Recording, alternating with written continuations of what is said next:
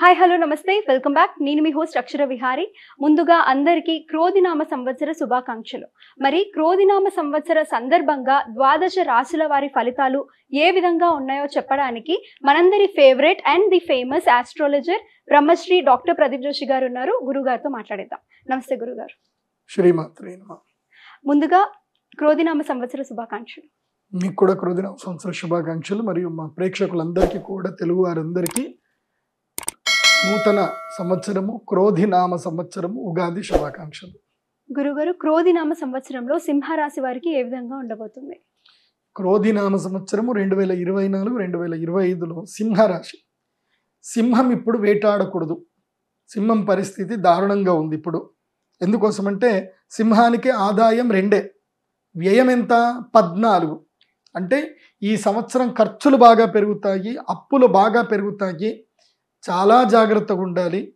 దుర్మార్గులందరూ మీ చుట్టే వచ్చి కూర్చుంటారు, మిమ్మల్ని పొగుడతారు, మిమ్మల్ని మోసం కూడా చేస్తారు, ఏదో ఒకటి మభ్య పెడతారు. అన్న ఇది కొంచెం ఇల్లీగలే, బట్ ఒక్క క్లిక్ అయింది అయిపోయింది అనుకున్నా, 1 కోటికి 10 కోట్లు వస్తాయన్న, చూడు అయిపోతుంది, నేను ఉన్నా కదా అని అంటాడు. నువ్వు 1 కోటి రూపాయలు పెట్టిన తర్వాత అన్న నాకు కూడా వాళ్ళు ఆ చేసిండు అన్న అంటాడు. అప్పుడు వాడు చేతులు ఎత్తేస్తాడు, నీకు చేతులు ఎత్తేస్తాడు. ఇది సింహరాశి వారికి ఈ సంవత్సరం జరుగుతుంది, జాగ్రత్త. సో రాజపూజ్యము 2, అవమానం 2. అంటే మెచ్చుకునే వాళ్ళు 2 ఉంటారు, తిట్టే వాళ్ళు కూడా 2 ఉంటారు.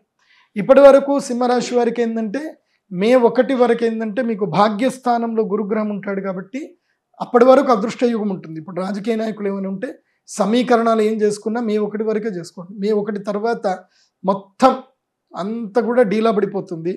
ఈ సంవత్సరము ఏదైతే కనుక సూర్యగ్రహణం కూడా మీకు రోకలి ఏదో పుండు మీద కారం జల్లినట్టుగా మీకు మే 1 తర్వాత సూర్యగ్రహణ ప్రభావం ఇంకా ఎక్కువగా పడబోతుంది.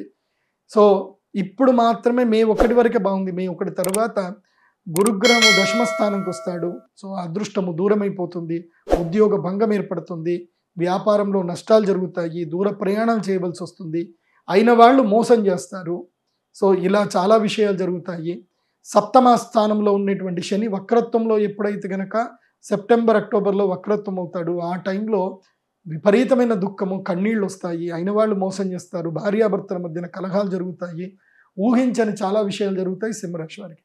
కాబట్టి అహంకారం తగ్గించుకోండి. ముఖ్యంగా ఈ పుబ్బా నక్షత్రం వాళ్ళు నోట్లో ఏది నిలవదు, అన్ని సీక్రెట్స్ అన్ని బయట కక్కేస్తూ ఉంటారు. సో సీక్రెట్స్ ఏవి చెప్పకండి. ఎవరికి కూడా ట్రాన్స్పరెన్సీ పెద్దగా మెయింటైన్ చేయాల్సిన అవసరం లేదు. Be safe and hide something. ఏవైతే ప్రపంచాన్ని చెప్పాల్సిన అవసరం లేదో చెప్పకండి, ప్రశాంతంగా ఉండండి, అంత బాగుంటుంది. సింహరాశి వారు ఈ సంవత్సరం విశేషంగా ఏమిటంటే కనుక తెల్లవారుజామున్నే కంచి కామాక్షి అమ్మవారి యొక్క దర్శనం చేసుకోండి. 3 రోజుల పాటు కాంచీపురంలో ఉండండి, అన్ని దేవాలయాలు దర్శనం చేసుకోండి. కానీ ప్రతిరోజు తెల్లవారుజామున రాత్రికి సంధ్య వేళలో అమ్మవారికి అభిషేకం జరుగుతుంది. ఆ కంచి కామాక్షి అమ్మవారి దర్శనం 3 రోజులు చేసుకోండి. అలాగే ఏకాంబరేశ్వర స్వామివారి దర్శనం కూడా చేసుకోండి. అలాగే అమ్మవారికి 3 రోజులు కూడా పసుపు రంగు, ఆకుపచ్చ రంగు, ఎరుపు రంగు, ఈ 3 రంగుల చీరలు అమ్మవారికి వెళ్ళి నివేదన చేయండి. ప్రతిరోజు 1 కిలో తేనె, 1 కిలో ఆవు నెయ్యి అమ్మవారికి నివేదన చేసి అభిషేకంగా పంపించండి. ఈ విధంగా ఆ అమ్మవారి ఆరాధన చేయండి, బాగా జరుగుతుంది. అది కాకుండా అక్షయ తృతీయతోటి మీ జీవితంలో మార్పులు వస్తున్నాయి. అంటే రాజయోగాలు పోయి దుర్యోగాలు వస్తున్నాయి. మరి ఆ దుర్యోగాలు రాకుండా మిమ్మల్ని కాపాడాలంటే ఒక యంత్రం ఉంటుంది, అదే కుబేర సంపుటి యంత్రం. ఆ యంత్రం మీ దగ్గర ఉన్నట్లయితే మీ యోగాలు మీ దగ్గరనే ఉంటాయి, సుస్థిరంగా ఉంటుంది. ఆ జగదంబ యొక్క యంత్రం మిమ్మల్ని సంరక్షిస్తుంది. మరి ఆ యంత్రం కావాలి అని అంటే సహస్ర కుంభాభిషేకం రోజున, అక్షయ తృతీయ రోజున మీరు శ్రీ మహాలక్ష్మి యాగం తప్పకుండా బ్రాహ్మీ ముహూర్తంలో చేయడం మర్చిపోవద్దు. ఆ రోజు రండి, యాగం ఆచరించండి, జగదంబ అనుగ్రహాన్ని పొంది ఆనందంగా ఉండండి. సర్వే జన సుఖినో భవంతు. శ్రీమాత్రే. గురుగారు, కొంతమందికి వాళ్ళ జన్మ నక్షత్రం అనేది తెలీదు. అండ్ మీరు ఇప్పుడు వరకు చెప్పింది కూడా ఇండివిజువల్గా లైక్ జనరల్ ప్రిడిక్షన్ అది చెప్పారు. అయితే వాళ్ళ సెల్ఫ్గా వాళ్ళంతటా వాళ్ళు తెలుసుకునేలాగా జన్మ నక్షత్రం తెలుసుకునే అవకాశం ఏదైనా ఉందా? ఎస్.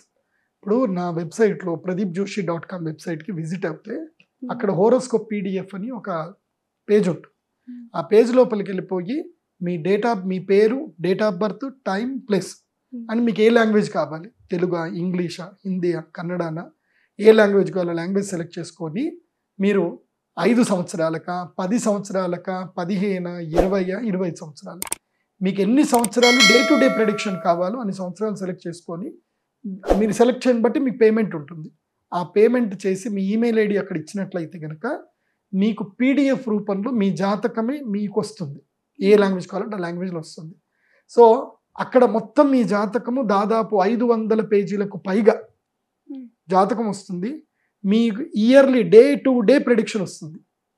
అంటే ఈ 2024 ఎలా ఉండబోతుంది, మే మంత్ ఎలా ఉంటుంది, జూన్ మంత్ ఎలా ఉంటుంది, జూలై మంత్ ఎలా ఉంటుంది, డే టు డే ప్రెడిక్షన్స్ మీకు ఈజీగా వస్తాయి. అవి అంచనాల ప్రకారంగా జనరల్గా మేము శోధన చేసి ప్రెడిక్షన్ పెట్టాము. అది మీకు బాగా ఉపయోగపడుతుంది. ఇప్పటికి చాలామంది తీసుకున్నారు, మీరు కూడా తీసుకోండి. అయితే దాంట్లోనే మీ జన్మ నక్షత్రం ఉంటుంది. అందులో ఫస్ట్ పేజ్లోనే మీ date of birth, time, place ఒకసారి చూసుకోండి. కరెక్ట్గా మేము పంపించామని చూసుకోండి. కరెక్ట్ ఉంటే అక్కడ పక్కనే మీ జన్మ నక్షత్రం ఉంటుంది. మీ నక్షత్రం ఏంటి, మీ నక్షత్ర పాదం ఏంటి, మీరు రాగి పాదమా, బంగారు పాదమా, వెండి పాదమా, దేవగణమా, రాక్షస గణమా, మీ వరుగు ఏమిటి, మీకు కలిసి వచ్చే నక్షత్రాలు ఏంటి, కలిసి వచ్చే వారాలు ఏంటి, కలిసి వచ్చే యోగాలు ఏంటి, తర్వాత మీకు కలిసిరాని తిథులు ఏంటి, కలిసిరాని నంబర్లు ఏంటి, అన్ని డీటెయిల్స్ వస్తాయి దీని లోపల. సో తర్వాత కొన్ని ఆస్ట్రాలజికల్ థింగ్స్ ఉంటాయి, మాకు తప్ప మీకు అర్థమవ్వు, కానీ ప్రెడిక్షన్స్ ఉంటాయి. మీ జాతకంలో ఏమేమి యోగాలు ఉన్నాయి, మీకు ఏది చేస్తే కలిసి వస్తుంది, ఎలాంటి వృత్తిలోకి వెళ్తే బాగుంటుంది, అన్ని విషయాలు ఆ జాతక చక్రంలో ఉంటాయి. కాబట్టి ప్రెడిక్షన్స్ మీకు పీడిఎఫ్ రూపంలో వస్తాయి. సో చక్కగా డిజిటల్ రూపంలో చదువుకోండి, మీ యొక్క జీవితాన్ని మీరు మెరుగుపరచుకోండి. అందుకోసం అంటే every individual person is unique. నీ జాతకం నీదే. అందరి ప్రెడిక్షన్స్ ఇప్పుడు మేము చెప్తాం రాష్ట్రాలు, ఇవి కొంతమందికి వర్తిస్తాయి, కొంతమందికి రావు. కానీ నీ జాతకం మాత్రం నీకు పక్కా వర్తిస్తుంది. అది మీరు తీసుకోండి.